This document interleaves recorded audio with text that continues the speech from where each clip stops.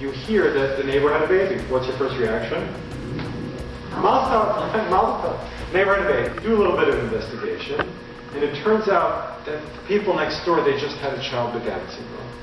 So my question to you is, do you go over and say Mazel tov or not?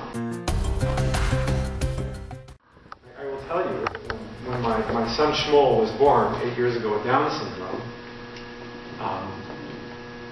it was an experience for which I definitely was not ready. To be a good parent, you have to be prepared to be surprised by your children.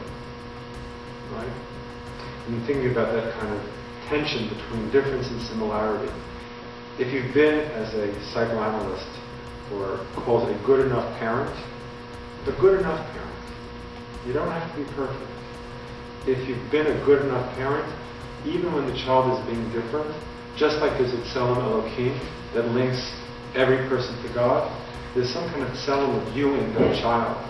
And part of being a good parent is having faith, even when the child is acting in a way which seems so surprising and so different, that there's still that connection between you. It's a hard thing to do. It's a very hard thing to do. You can't always be rigid. Not with the ugly vessel, not with the ugly man, and also for us, not with our children. Now, I came to you today and said, I'm giving a talk about my special son Shmuel.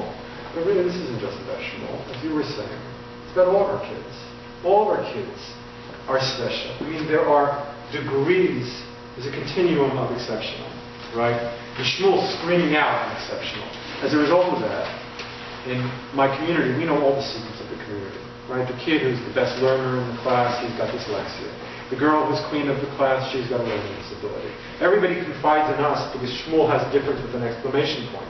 There are different kinds of difference. If we're not aware of that as parents, we can't be inspired parents.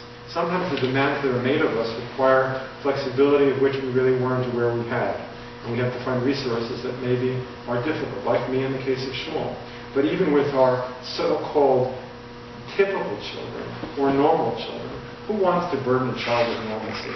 Even with their, right? I mean, nobody's normal, right? Even with their so-called typical children, we see difference. So I think, as Rabbi Becker said at the beginning, we want to be inspired parents. And in order to be inspired as parents and to be inspired by our children, we have to be able to be surprised by our children, even, or maybe especially in their difference. So thanks for coming today.